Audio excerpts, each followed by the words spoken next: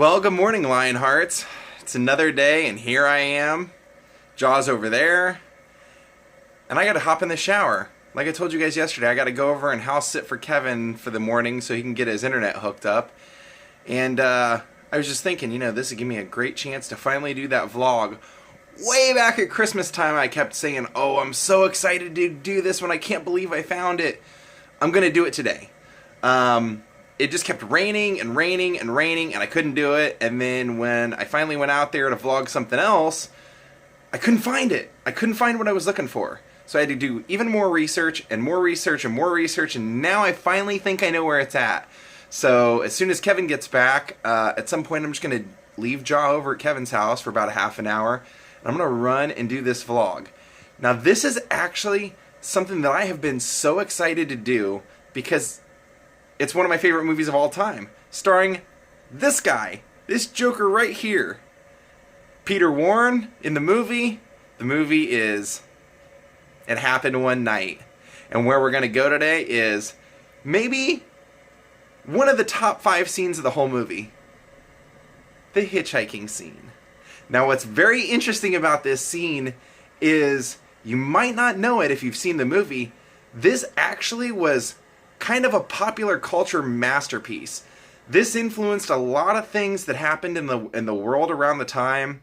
Some pretty notable cartoon characters came out of this, and I'll tell you it all when we get there. So put those shoes on.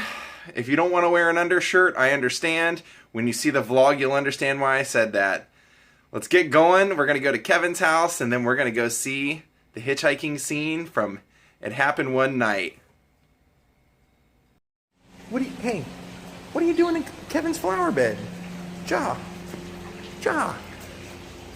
What are you doing in Kevin's flower bed? Huh? Well, the house sitters are here, baby.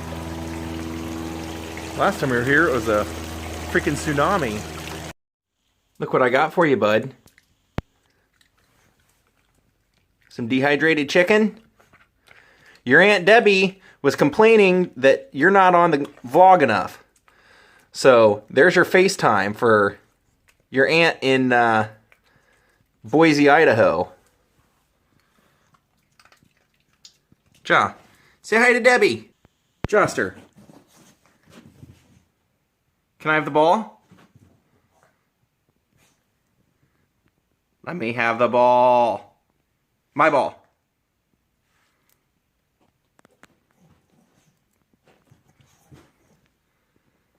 My ball. Can I have it?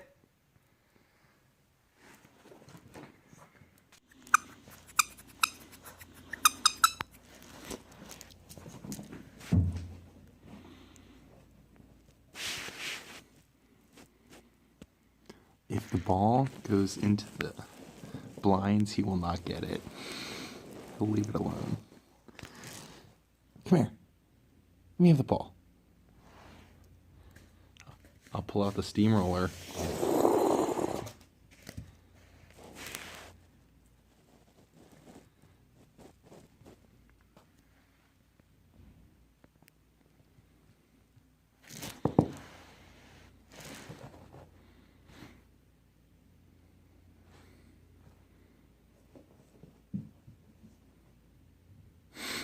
Show off. Alright, I'm going to head out to Franklin Canyon Park, and I'm going to find this location today, and I'm not going to leave until I find it. I have a little bit better idea of where it's at now. Before I was looking up the entire stretch of road, and now I think I have it narrowed down to it's kind of near this pond, so keep your fingers crossed, guys, and we will see where Gable did one of his funniest scenes of all time. Alright, we're back out here in Franklin Canyon again today, and this time I'm out here for a very specific reason. This stretch of road right here is where they did the close-up shots of the hitchhiking scene in It Happened One Night. One of my all-time favorite Clark Gable movies. It was Clark Gable and Claudette Colbert, and this thing was a masterpiece. It was one of the funniest movies I've ever seen. Gable's charming, he's the epitome of what Gable is. And the movie was accidentally, well, I mean, it was kind of an accident. It was accidentally cast because Basically, this is a script that was going around Hollywood by Frank Capra, and everybody knew it was a piece of garbage. And so there was just really no hope for it. And it was very firm in the MGM contracts that you could not have affairs and you could not be sleeping around and do anything to tarnish your image while you were an MGM star. And of course, Clark Gable got in trouble again. He was in trouble because Louis B. Mayer found out he was sleeping with Joan Crawford. Here comes a car. Okay, now watch me. I'm going to use number 1. Keep your eye on that thumb, baby, and see what happens. And that was actually something that she has said that lasted about 20 years or 30 years of their life.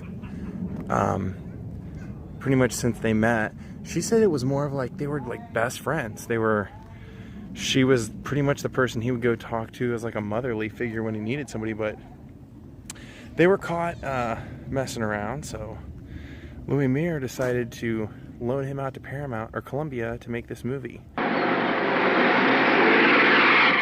So Louis B. Mayer's punishment to Clark Gable was that he was going to loan him out to Columbia and he was going to have to be in It Happened One Night. Now what's interesting is that as soon as that happened, Frank Capra got this weird like surge of optimism and he decided to completely rewrite the movie. And he actually made it really good. He made the movie really good. And Claudette Colbert, he really just couldn't get anybody that was willing to be in the movie. So he approached just about everybody, and Claudette Colbert basically asked for a ton of money up front and said that it had to fit around her. If she was going to do it, she'd have to cancel her vacation and everything. And so she actually did give in, and like they've all said, she was really kind of a pain on the set. She was not that agreeable. She complained a lot, and she didn't really think a lot of the movie was very good. When you get to 100, wake me up. But Gable really had some charm, and he really made it something, as did she. They both brought out the best in each other. And this movie actually went on to win Clark Gable the Best Actor award. Do you mind if I try? You? Don't make me laugh. This movie, It Happened One Night, was actually the first movie to hit the Grand Slam. It won the Oscar for Best Director, Best Picture, Best Actor, Best Actress, and Best Script. It won all 5 things. I still got my eye on the thumb. Something must have gone wrong. It made Clark Gable a household name. Now what's weird is Clark Gable appreciated the honor of winning the Oscar, but he didn't really care about it.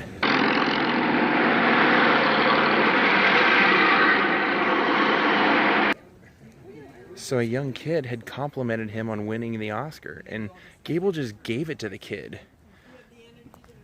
He just gave it to him, and years later the kid felt so guilty about it that he gave it to Kay Gable's, Clark Gable's last wife, and eventually it was sold, and Steven Spielberg bought it and donated it to the American Academy because he said he felt that it was disrespectful to see it keep passing hands. Now, one of the other interesting things about this movie was that up until this movie was made, all men wore undershirts. And in this movie, Clark Gable changes his shirt and doesn't have a shirt on and shows his bare chest. And they actually tried to sue the movie, sue Columbia Pictures, like the underwear manufacturers. I believe it was Hanes. Hanes tried to sue them because they lost so much money that year with him not wearing that shirt that, yeah, isn't that crazy? Just so much history to this movie, and if you've never seen it, make it a priority to watch it. You will laugh uncontrollably. Gable is, I mean, like I said, this is the epitome of what Gable was. Now, I haven't been able, because this whole area has overgrown so much, I know basically it was on this side, but they cheated the shots because no road out here makes the turn that they make in there. They must have done that down the road somewhere for that part of the shot, and I can't find the bent tree. But I read online that it was right here on the other side of this there's a little pond right here. It was right here at this location where that pond and the Upper Franklin Reservoir meet. So I will match up some shots for you. Actually, this looks like the bent tree. I'll do my best to show you some scenes, but this is just one of those classics because this is where you see Gable trying to teach her. They're looking for a ride, and they're trying to hitchhike, and he's telling her that she doesn't know anything about anything, basically, and he's going to teach her how to do it, and it's not working. His method isn't working. So she ends up pulling her dress up just a little bit and showing off her leg and sticking it out, and of course somebody slams on the brakes right then when she does that.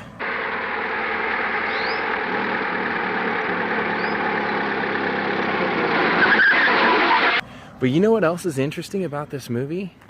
Is that during that same scene, Clark Gable picks some carrots, and he's sitting there eating these carrots real over-exaggerated, real funny.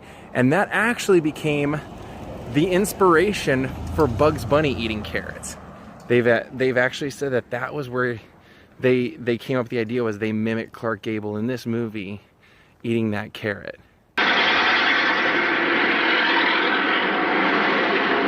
And what's cool about it is that it because it was supposed to be a punishment to Gable, and because it was so successful, it actually infuriated Louis B. Mayer even more. But Gable now was such a big star that there was really not a whole lot he could do about it. So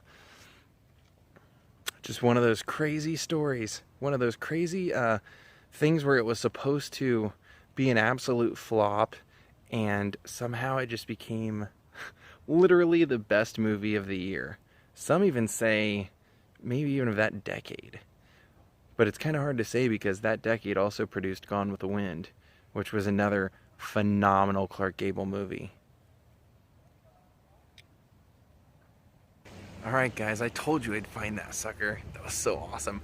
I would love to know what happened to that gate that she was laying on in the movie, like the original white part of that fence. Being as how it like set all that first record of like the Grand Slam of the Academy Awards, you'd think that they would have kept that somewhere. If anybody knows where that's at, please let me know. But you know what? I have a little bit of good news. I've been emailing back and forth with a photographer. I told you guys I've made an appointment to get my new headshots, and I really think she gets what I'm going for. And I even showed her the headshot I've been using now, and she was like pointing out what was wrong with it, and I was like, yeah, I totally see that.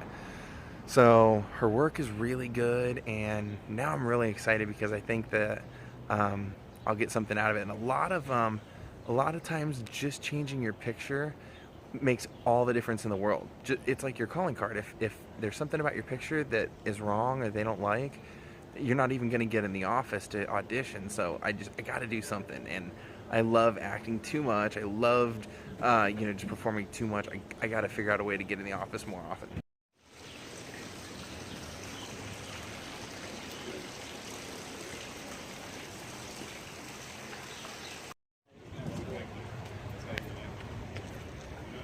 We just had some vegan food, and I actually have to say that the vegan pad thai was probably better than any regular pad thai I've ever had.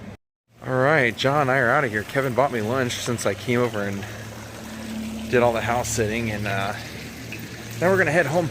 Man, I feel kind of scuzzy. I feel like I should shave and stuff, because I think I might go out tonight. Well, sorry guys. There were so many people out there coming and going and walking, and I kept stopping the camera and restarting the camera that I figured some of this stuff I could just tell you standing right in front of the man himself. Some of the things that I actually wanted to tell you about this was that Clark Gable did not want to do this movie. In fact, when he showed up to meet with Frank Capra the first time, he was drunk and unshaved and dirty, and actually had a really bad attitude, and despite that they actually became friends. And when he showed up on set the first day, the first thing he said was, let's get this stupid thing over with. Claudette Colbert didn't even want to do it. She was only doing it because she happened to have 4 weeks off, and they doubled her salary. He actually paid her $50,000 for this movie when she normally got $25,000. And they said she was just, like I said, she was a pain to kind of work with through the whole thing because she had worked her movie right before this was with Frank Capra, and it had been a total disaster, so she didn't really want to go through it again. But she ended up winning the Oscar, and she completely didn't believe that was going to happen. She actually was at the train station during the ceremony, and they sent word that she had won, and they rushed her from the train station to receive the Oscar, and she was in like a traveling suit. She didn't want to pull up her skirt to show her leg in the movie. And then when she saw like her leg double, she said, "That is not my leg." So she decided that she actually would do it. This was one of those movies that really set the bar for romantic comedies, because this was the first movie where a bride left her groom at the altar. And if you remember in the movie that Ellie's father ends up paying King Wesley, the man who she's supposed to marry, like $1 million. That converted now is like over $1 billion from what the time was then. And what's funny is I told you guys while we were there that the characteristics of Bugs Bunny eating the carrot and talking fast were from Clark Gable in this movie. They actually got a lot of the characteristics from Bugs Bunny. One of the men on the train that they encounter is where they got some of his personality. And oddly enough, Fritz Frayling, who created it, actually said that they got the idea for Yosemite Sam from Walter Conley, who played Ellie's dad, and King Wesley was the inspiration for Pepe Le Pew. So there's all kinds of things about this. This was also a movie where it was like the first time a romantic comedy where the two actors that ended up together never kissed in the movie. So I think you'll really go back and watch, like you can go watch the movie, and most of the movies that you get now have great, additional features, commentary with somebody, maybe Frank Capra Jr. or whatever. You can find out so much about it, but this really was like the benchmark for setting a studio up. The Columbia was just like a small little studio. It was kind of like a budget studio, and this turned everything around. Well, guys, I am so tired. I'm going to call it a night early. I don't know if I told you guys at the beginning of the vlog. I actually woke up at like 3:30, checked something on my phone, couldn't get back to sleep, and since I knew I was going to go over there and help Kevin by kind of house sitting, I was paranoid I was going to oversleep, so I just couldn't go back to sleep. So I'm super tired. I'm going to call it a night. Hope you guys had a great day. From Daze with Jordan the Lion, just wanted to say thank you so much to all the people that watch, all the people that email me. This totally makes it so much fun, and it's because you guys watching that it allows me to like force myself to go out and do adventures even on days I don't want to. And those are kind of the days that I end up surprisingly having the most fun. So thank you guys so much for watching. From Hollywood, California, good night.